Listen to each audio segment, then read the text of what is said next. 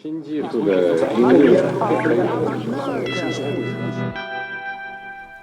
4, 3, 2, 1, il est 20 heures. Voici les résultats de ce premier tour. C'est Emmanuel Macron qui arrive en tête.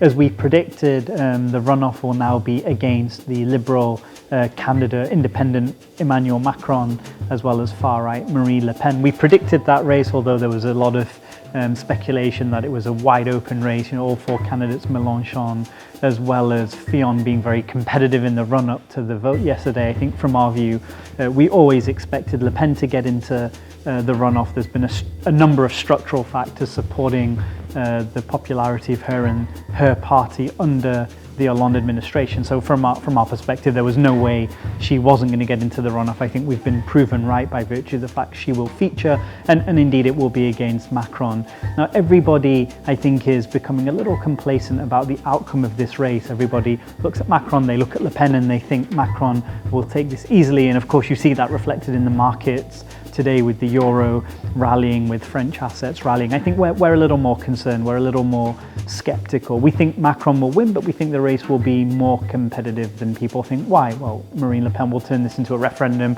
against the status quo. Macron represents the EU, he's pro-immigration, he was a private sector investment banker. I mean, he's the establishment writ large, and I think she will use some of those vulnerabilities against him. And to our mind, that will make this a fairly competitive race. If Macron is to win, he has to appeal to the right, but it's not clear that Fillon voters want to support him. They feel robbed of this election. They think it's one they should have won.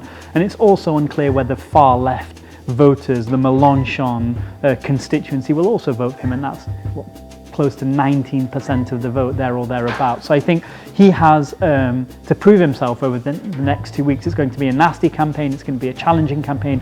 We think Macron will win, but we think the odds that Le Pen could take it are higher than most people believe, so we will be following all events closely.